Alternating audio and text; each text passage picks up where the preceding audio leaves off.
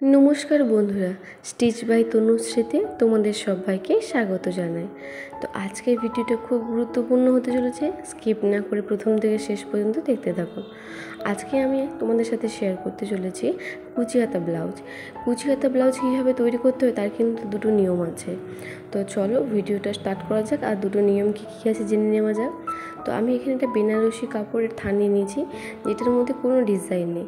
তো কাস্টমার যখন এটা আমাকে দিয়েছিল তখন বলেছিল যে তুমি তোমার মতন করে বানিয়ে নিও, আর কিছু লেস ফেস বসিয়ে এটাকে যেন একটু সুন্দর করে দেওয়া হয়। তো প্রথমেই আমি এখানে ভাবলাম যে এটা কুচি দেওয়া হাতা করলে বেশ ভালোই লাগবে। তো তার জন্যই আমি কুচি দেওয়ার ব্লাউজটা প্রথম থেকে কাটিং করে রেখেছিলাম, আর কুচি দেওয়ার জন্য আমি প্রথম থেকে 2 ইঞ্চি চওড়া নিয়ে নিয়েছি, আর দৈর্ঘ্য লম্বাটা আর কি, আর চওড়াটা নিয়ে নিয়েছি। তোমরা তোমাদের মতন চওড়াটা নিয়ে নিতে পারো। তো আমি এখানে প্রথম যে নিয়মটা, কুচিটা কিন্তু প্রথমেই আমি হাতার উপরে কিন্তু কুচি দিয়ে দিয়ে সেলাই করছি কাপড়টা রেখে। এটা হচ্ছে একটা নিয়ম, যে যারা ডাইরেক্ট কুচি করতে চাও তারা হাতার মধ্যে এরকম কাপড় বসিয়ে বসিয়ে কুচি কিন্তু করতে পারো।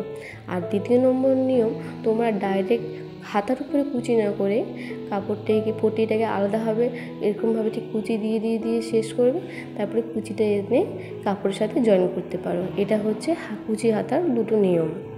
তো এরপরে আমি এর উপরে আঁচলটা বসিয়ে নিয়ে সেলাই করে নিচ্ছি। তারপর এই আস্তরটার উপরে আমি একটা চাপ দিয়ে দেবো। কুচিটার উপরে কিন্তু চাপ দেবো না, আস্তরটা কুচির উপরে রেখে তারপরে কিন্তু চাপ সেলাইটা দেবো। তারপরে চাপ সেলাই দেওয়া হয়ে গেলে ঠিকভাবে এইভাবে উল্টে নিতে হবে। তারপরে এবারে বেনারসির কাপড়টা আর এই আস্তর কাপড়টা দুটোকে নিয়ে কিন্তু একসাথে সেলাই করে নিতে হবে। আশা করছি তোমাদের ভিডিওটা কিন্তু খুব হেল্পফুল একটা ভিডিও হয়েছে। যদি ভালো লেগে থাকে তাহলে অবশ্যই আমার এই চ্যানেলটিকে লাইক, শেয়ার, সাবস্ক্রাইব করতে ভুলবেন না। আর যারা আমার ফেসবুক পেজ থেকে ভিডিওটা দেখছো তারা অবশ্যই পেজটাকে কিন্তু ফলো করে নেবে। তো এখানে হাতা রেডি হয়ে গেছে।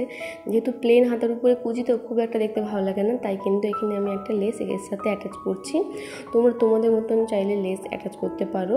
তো এইরকম লেস তোমরা যে কোনো তোমাদের যেখান থেকে তোমার ব্লাউজের কাটিংয়ের জিনিসপত্র পাও সেই সব দোকান থেকে তো অনায়াসে পেয়ে যাবে। তো এটা হচ্ছে আমার 30 টাকা মিটার নিয়েছে। তো যেখানে যেরকম দাম আর কি। তো যাই হোক, এরপরে আমি এটার উপরে স্টিচ করে বসিয়ে নেব। তো বসানো হয়ে গেলে কিন্তু আমার হাতা রেডি হয়ে গেছে।